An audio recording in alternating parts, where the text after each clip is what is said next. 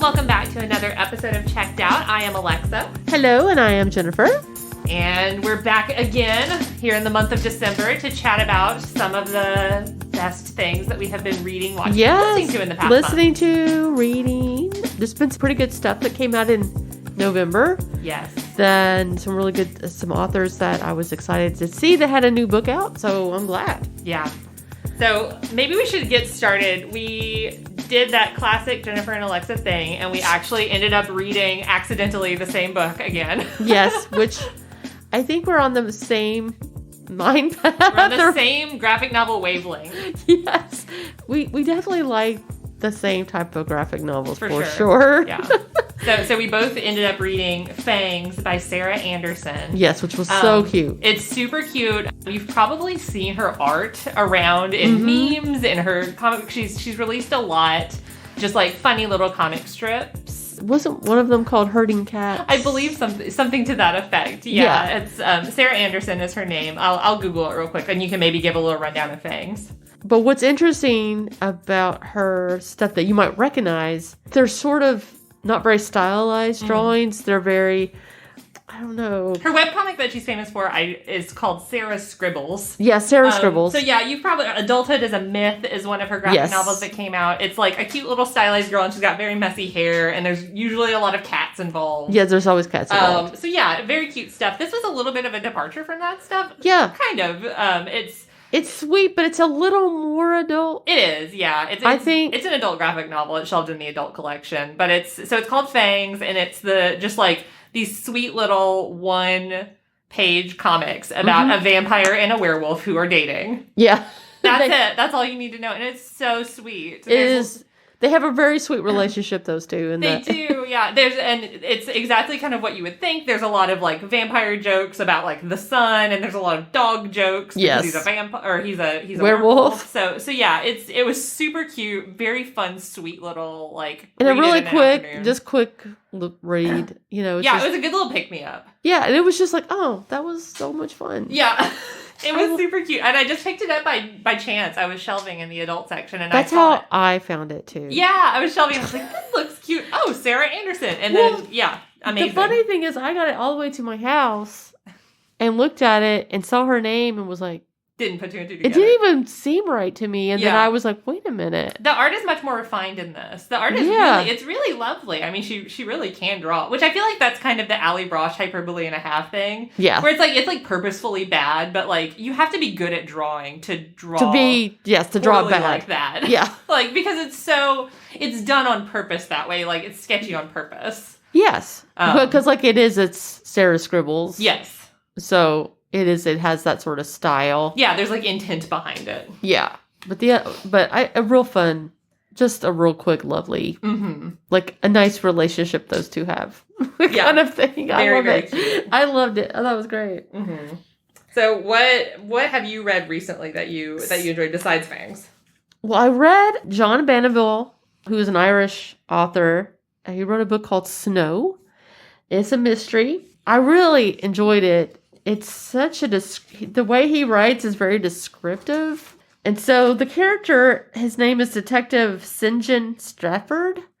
And I believe that this is the second time he's used this character. But it's like we've gone back a little bit, and it's kind of strange. If you read his first book, which I have not read the first book. I thought this was a standalone, but it turned out as I was doing a little research on the book, turned out he's been in another book. But he was a very young man in this book. I believe he was 18 in the original book, and I think he's in his 30s in this book. And it's about class. It takes place in, I believe, 1957 in Ireland. And it's very much the rich people, the class, and it also has, of course, if it's Ireland, it has Protestants and the Catholics sort of thing. Because at the very beginning of the story, we see a priest get murdered at the very beginning of the story.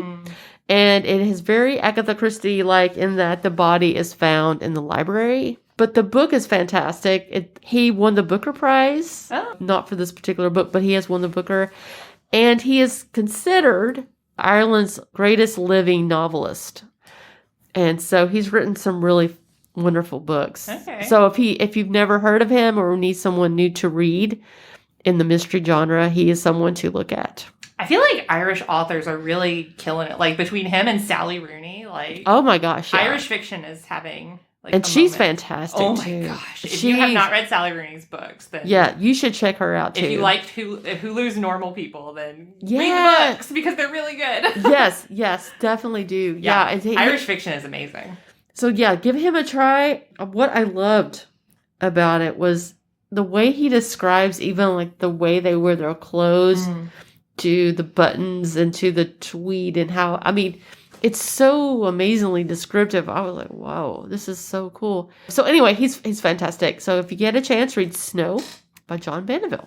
So what have you been reading? So the book that I most recently finished, I've got a lot going on in progress. Me too. But the book that I just finished reading that I thought was phenomenal and blew my mind. It is called The Regrets by Amy Bonifants. Oh, I haven't read that. It is her first book, and it just came out pretty recently. And it is amazing. The writing is so good. It's about a man who dies in a motorcycle accident, and because he's already had a near-death experience, he is unable to pass over to the other side successfully. Oh, wow. And so he becomes kind of a ghost. Oh, yeah. So basically, like, the afterlife in this world is it's like very bureaucratic, kind of like Good Placey. Yeah. And so he's like, he goes to this guy's office and he's like, because of a series of mistakes that we're very sorry about that, we can't help you pass over right now. So you're getting this temporary body and we're going to have to send you back to Earth for 3 months in this temporary body.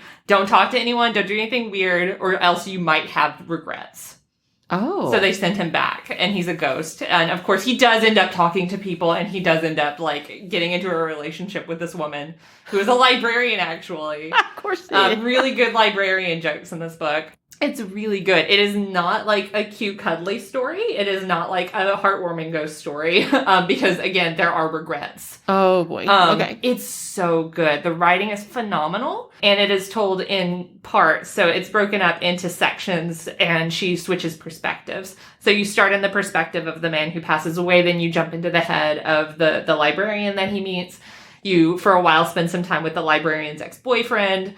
And it's just so good. The writing is really cool. She does a lot of exploration of like everyone's emotions and the nature of life and death, and phenomenal. Really, really good writing. I'm super excited to see anything else that this woman writes. Yeah, because it was great. The cover is really cool too. I don't know how I don't know this book. The book is bright yellow, and then it's a woman hugging a man who's disappearing. You can see like his legs are disappearing. He's got like the classic ghost sheet on.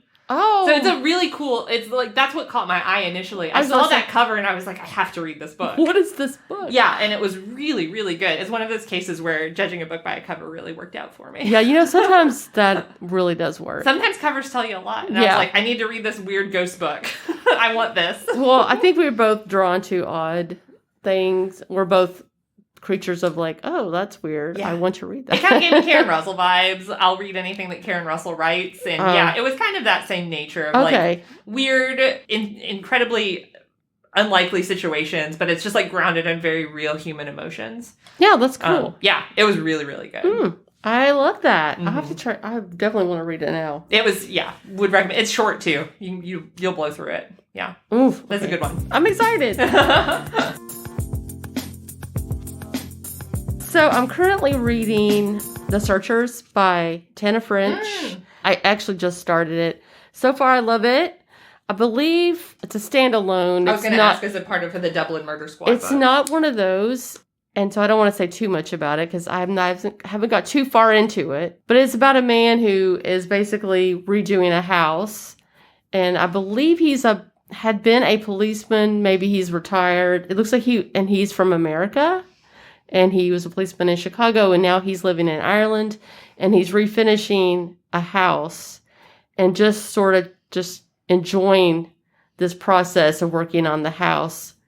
And I believe he's going to encounter a young person who's going to need his help, and him trying to make the decision if he really wants to get involved into someone else's business. But so far, it's very good.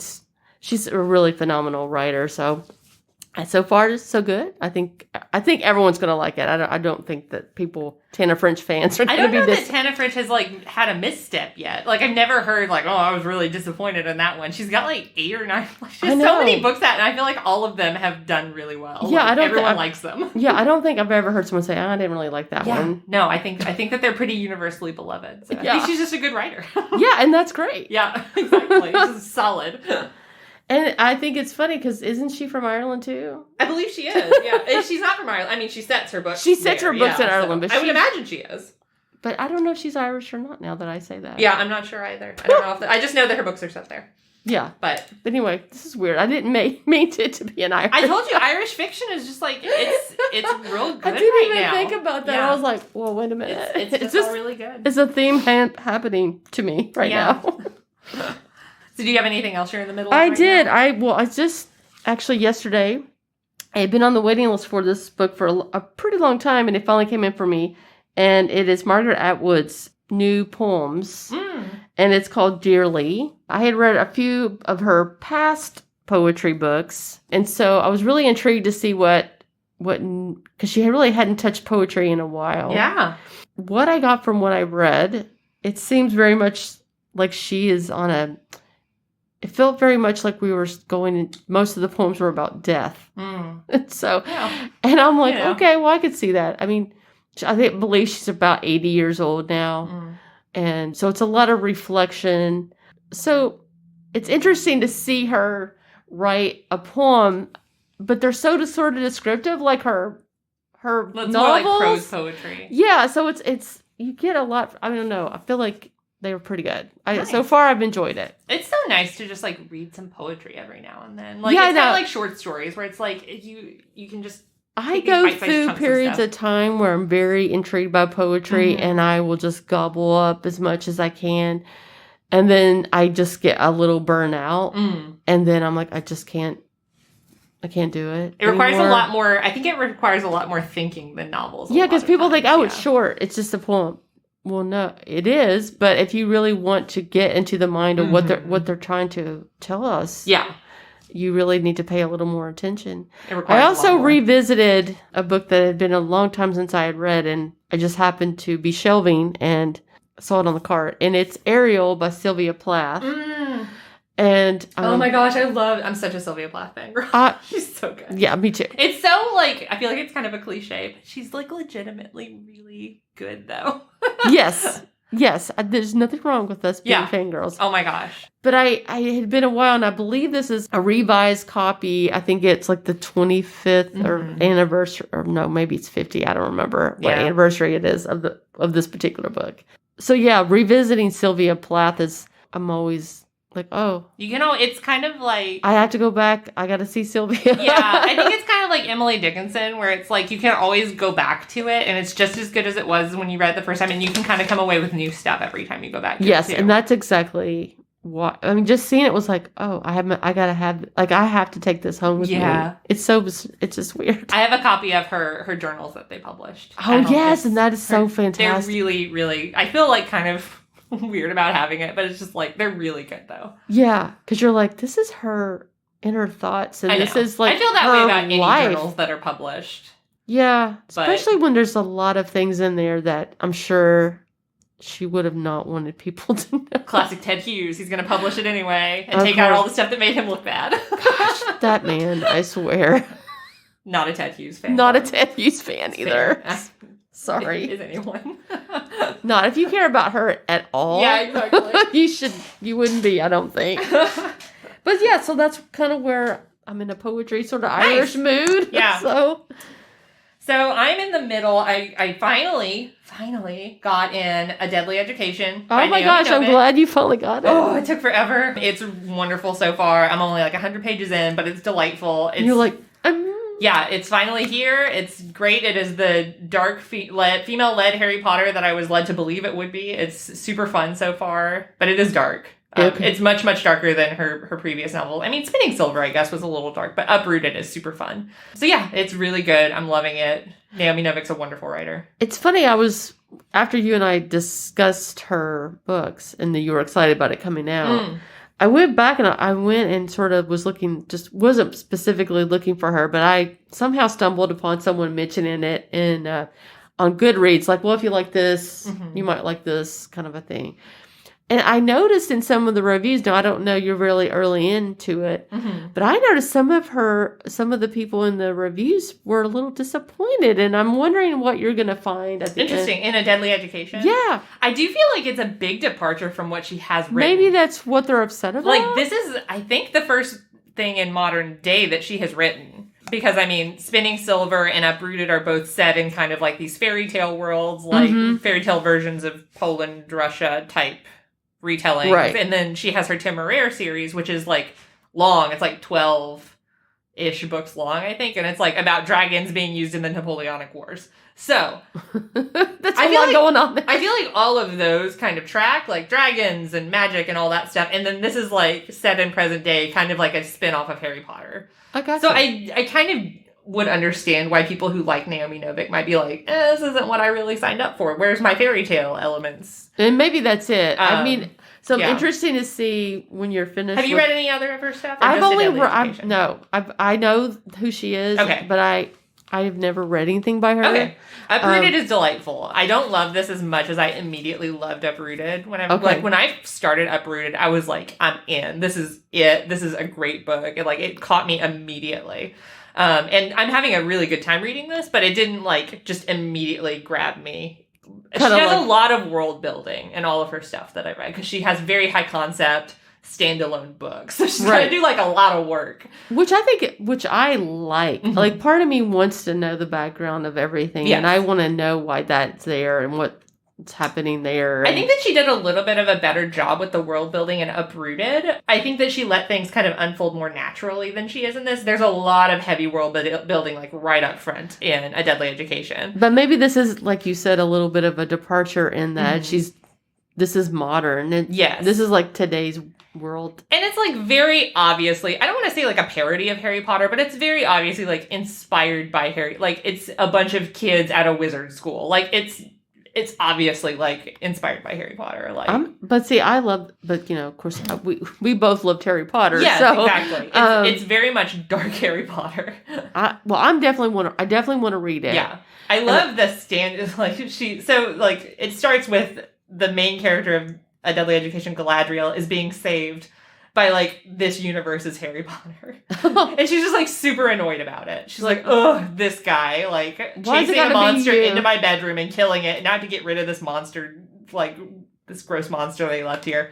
So it's very funny. It's immediately oh, I get it. This is what if everyone was annoyed by Harry Potter?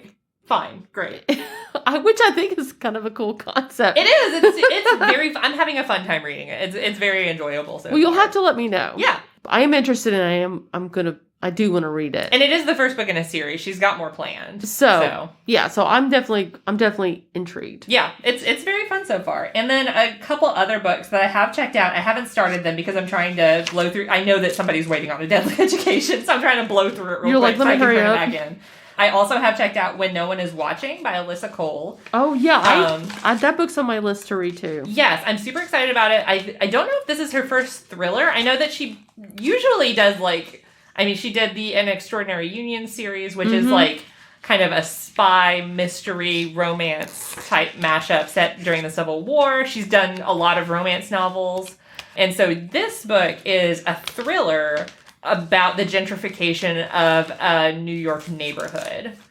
Oh, I think that's what intrigued me about the story, because I'm someone who, I guess one of my favorite movies is Rear Window, a Hitchcock movie. That's kind of how I have seen it compared, yeah. And I'm very intrigued by any kind of short story or novel that says, hey, it's about an apartment building and the weird and kooky people that live in the building. I'm like, I want to read that. Yeah, exactly. And that's kind of how I've seen it described. And I've seen the cover because it's the building. Yes. And so, that is on my list of books to read this.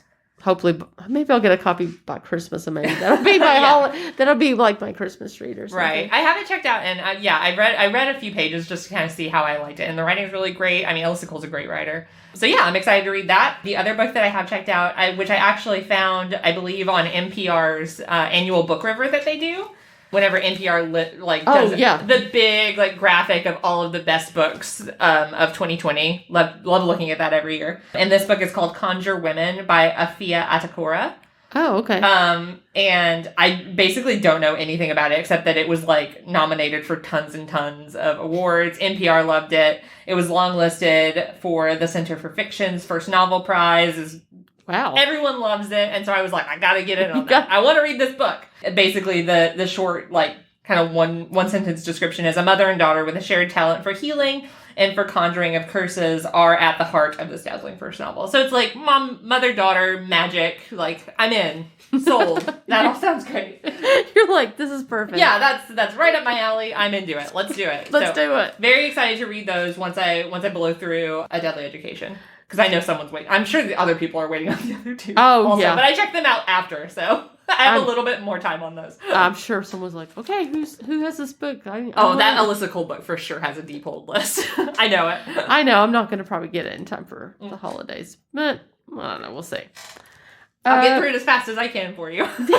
Yes, please let me. Please. So, the other book I did read, and it's not a novel, or it's not short story or poetry or a graphic novel. It's a cookbook. It's sort of a fun cookbook. I thought the title and the cover sort of caught my eye. It had a bunch of cheese, and I'm like, cheese. The book is called That Cheese Plate Will Change Your Life, and it's by Marissa Mullen. And it's basically how to design your own sort of cheese boards to make them beautiful with a spread for, holiday get together, or just you and your partner and your family, and you want to have just sort of like a fun cheese and crackers and bread and like stuff. It's really cute. The title really grabbed my attention. It's just adorable. So that was just something I thought would be fun to look at. And then I got home and like had to eat cheese when I got home. Right? There's so much cheese on the cover. I feel like I've seen so many articles recently about just like cheese boards and charcuterie boards and like arranging, like I've seen a lot for like hot chocolate boards where like you put all the different like things that you could eat with hot chocolate. See, I'm in for that. Yeah, I'm into it too. Yeah. I mean, unfortunately, we're in COVID world, and it's like you really can't share. Really, you really can't share, or you really probably shouldn't be like having people like don't really have people over. Yeah, no, have a cheese board for your immediate family, please. Yeah, it's like the people just in your bubble. Maybe have a cheese board for them. Yeah, exactly.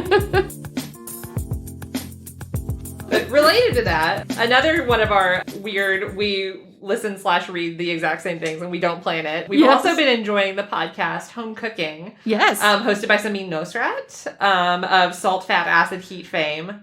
Which is a fantastic cookbook. And show. And show that's on Netflix, correct? Mm-hmm. Which is, she's just a hoot. She's wonderful. She just makes cooking.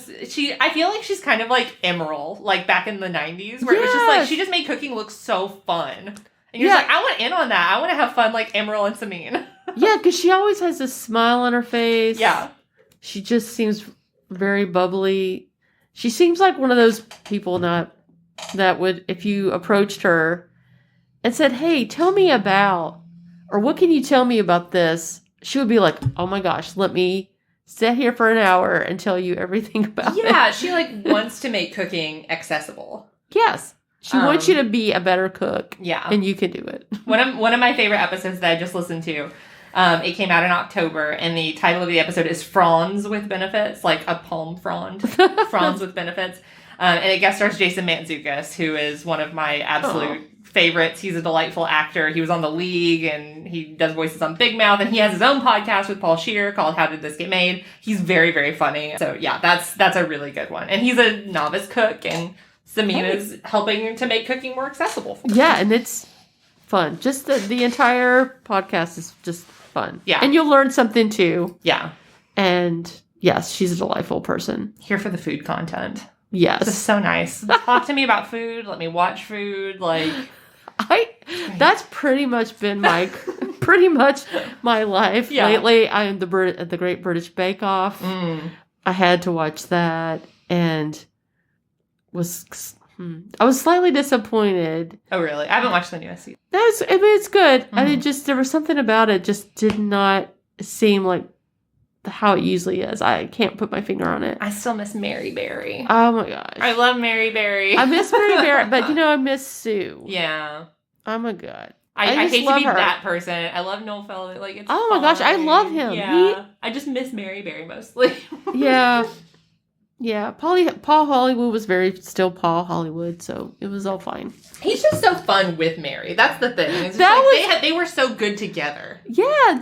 They just seemed like they had a genuine, really, like, a like of each other. Have you ever watched their holiday specials that they do together? Those are just my absolute favorite. If you have not watched Paul Hollywood and Mary Berry's holiday specials, where it's just the two of them cooking like their favorite holiday recipes, and they always do like a little skit beforehand. They're just precious. They're so fun. It's funny you said that because I rewatched them. It's good like Christmas time watching. Yes. Yeah. I just like I was cleaning my house basically and was like, hey, I need to hear some happy voices talking about bread. I want to hear Paul Hollywood kneading bread in the background. And as I'm in my kitchen doing something, I can peek out and say, oh. Yeah, it's great. So yeah, that's what I did. Yeah, that's good stuff. You can't go wrong. One of the books that I wanted to mention, I thought, and it might be something that we might add to our breakdown of how we do how we do our show, is maybe throw in some children's material. We both enjoy reading children's books. I used to be a children's librarian, so I still have one foot in that world. At least I try to sort of keep up what's going on. And so, because the holidays are fast approaching, I found a book about winter solstice called The Shortest Day, and it's by Susan Cooper and illustrated by one of my favorite illustrators, Carson Ellis. And it's maybe a fun read aloud to your kids or kid. It's a beautiful illustrated book. And it talks a little bit about, of course, what the winter solstice is. So we're probably going to, like I said before, we're going to add a little segment to our podcast, which we'll talk more about later as time goes on talking a little bit about children's services and different books that are coming out or new things that you might want to be interested in. So that will be something later. Yeah. Yeah. I just want to throw out also, I had trouble thinking before we started this podcast. I was trying to think of a Christmassy book that my son has really been into lately, and I was coming up blank. But he does. He has one that he really, really loves. Oh. I love it too. It's wonderful. It is called This Is Christmas by Tom Booth. Oh. And it is, I swear, the absolute sweetest book. It's about a little chipmunk who lives in the forest with his mama, and he wants to know what Christmas is. And so he and his mom go through the forest, and they see like geese singing Christmas carols and beetles exchanging presents. And he's like, "Is this Christmas, Mama?" And it's just like, oh my gosh. And the illustrations are just beautiful. It's so sweet. I love it. It's really, really wonderful. If you're looking for just a really good, I mean, it's very like secular, like it's just like about Christmas and singing carols and being together and being, it's just family, right? Yeah, exactly. There's like no Santa or anything like that, but not that I'm opposed to Santa, but it's just like about like woodland creatures celebrating Christmas together, and it's just like heartwarming. He loves it, absolutely loves it. Yeah, we read it a lot. You're like, this book I know by heart now. Oh my gosh, it is just so sweet. The illustrations are adorable, and we always have to look at on the very last page there's an acorn, so we always have to look at the last page and look at the acorn. The little lonely acorn. Yeah, he loves it. So yeah, highly recommend if you're looking for a good Did you have a Thanksgiving book you just want to throw out there? Yes. Also, I know Thanksgiving is over, Thanksgiving is over, but this is a really like a kind of a dark horse hit for me. I saw it recommended by We Read Kids on Instagram, which is a children's book Instagram that I follow, and she mentioned that it was a really good one. So I just checked it out. It's called Sharing the Bread by Pat Zietlow Miller, and it's written in verse, so it's like very lovely to read out loud. It's got a great rhythm to it, and it's just about a 19th century family preparing Thanksgiving dinner together. How sweet! It's super sweet. It's very cute, and it's just it's a good one to read aloud. It's always nice whenever books have like a nice cadence to them, and a good rhythm. It's so important to read out loud to your children. I mean, you know. Really. Or just read to your kids. Yes, exactly. In general. Exactly. Please do that. If you guys are like me, then you probably have the child who will never let you stop reading to them. So we have to read him books while he eats breakfast every morning. Oh my gosh. He demands entertainment at all times. I need to be entertained. Read this book, Daddy. Yeah, we're very much looking forward to have including more children's content in the podcast, and hopefully we'll be able to do a little bit more of a deep dive into it next time. Yeah, I'm really excited about it. Mm-hmm. So, like our 2021. Oh my gosh, it will be 2021 the next time we do this, won't it? Yeah, and I really want to hope that it's a lot better than 2020. Yeah. Well, I think that's everyone's hope. I think everyone's really going, okay, 2021, what you got? We'll have some fresh new content. We'll be talking about like resolutions probably. Yes. Yeah, all the classic like January stuff. Yeah. Weight loss books after you eat all your... Oh man, classic. all your cookies and your cakes. I'm going to really miss out on making all of the New Year's displays that we always did. I feel like that's just like a win, like putting together the New Year's book displays. Well, it's so library. Easy, right? It is, yeah. I mean, it's like, okay, this is a no-brainer. Just another thing that 2020 has taken from us. Exactly. Our easy displays. Gosh, leave us alone, 2020. All right, well, this has been great, and we will see you guys again happy New Year to everyone, and hope everyone stays safe. Yeah, happy holidays. Happy holidays. Bye.